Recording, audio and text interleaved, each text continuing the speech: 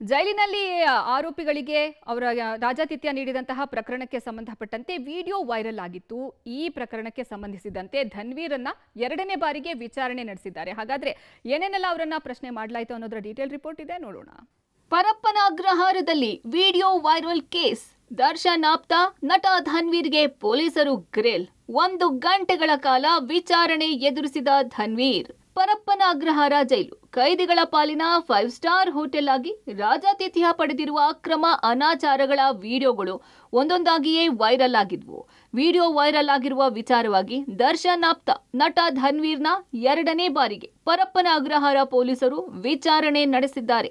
ಕಳೆದ 10ನೇ ತಾರೀಕಿನಂದು ಸಿಸಿಬಿ ಪೊಲೀಸರು ಮತ್ತು ಪರಪ್ಪನ ಅಗ್ರಹಾರ ಪೊಲೀಸರು ಧನ್ವೀರ್ನ ವಶಕ್ಕೆ ಪಡೆದು ವಿಚಾರಣೆಯನ್ನ ನಡೆಸಿ ಮೊಬೈಲ್ ಸೀಸ್ ಮಾಡಿದ್ರು. ಧನ್ವೀರ್ ಬಳಕೆ ಮಾಡುತ್ತಿದ್ದ ಐಫೋನ್ನ ಪ್ರಾಥಮಿಕವಾಗಿ ಸೈಬರ್ ಕ್ರೈಮ್ಗೆ ಕಳುಹಿಸಿ ರಿಪೋರ್ಟ್ ತರಿಸಿಕೊಂಡಿದ್ರು. ಇದರ ಆಧಾರದ ಮೇಲೆ ಇಂದು ಪರಪ್ಪನ ಅಗ್ರಹಾರ ಪೊಲೀಸರು 1 ಗಂಟೆಗಳ ಕಾಲ ಧನ್ವೀರ್ಗೆ ಡ್ರಿಲ್ ಮಾಡಿದ್ದಾರೆ.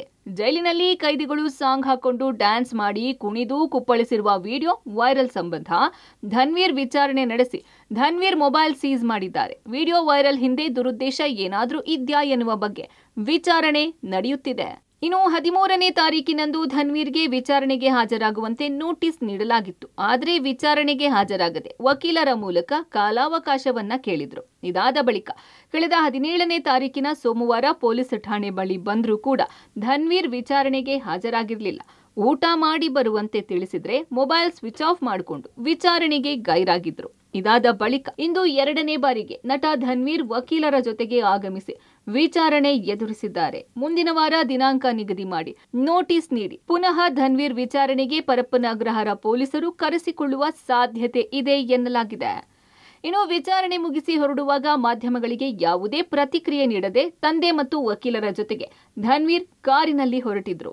ಒಟ್ನಲ್ಲಿ ಕೈದಿಗಳಿಗೆ ರಾಜಾತಿಥ್ಯ ವಿಚಾರವಾಗಿ ಜೈಲಾಧಿಕಾರಿಗಳ ಅಮಾನತ್ತಾಗಿದೆ. ವಿಡಿಯೋ ವೈರಲ್ ಬಗ್ಗೆ ದೂರು ನೀಡಲಾಗಿದ್ದು ಧನ್ವೀರ್ ಸೇರಿ ಹಲವರ ವಿಚಾರಣೆ ನಡೆಸಲಾಗುತ್ತಿದೆ. ಏನಾದರೂ ನಟ ಧನ್ವೀರ್ ವಿಡಿಯೋಗಳನ್ನು ವೈರಲ್ ಮಾಡಿದ್ದಾರೆ ಎಂದು ತನಿಖೆಯಲ್ಲಿ ಸಾಬೀತಾದರೆ ಸಂಕಷ್ಟ ಫಿಕ್ಸ್ ಎನ್ನಲಾಗ್ತಿದೆ. ಅಂಬರೀಶ್ ಮಂಜು, ಪಬ್ಲಿಕ್ ಟಿವಿ, ಆನೇಕಲ್.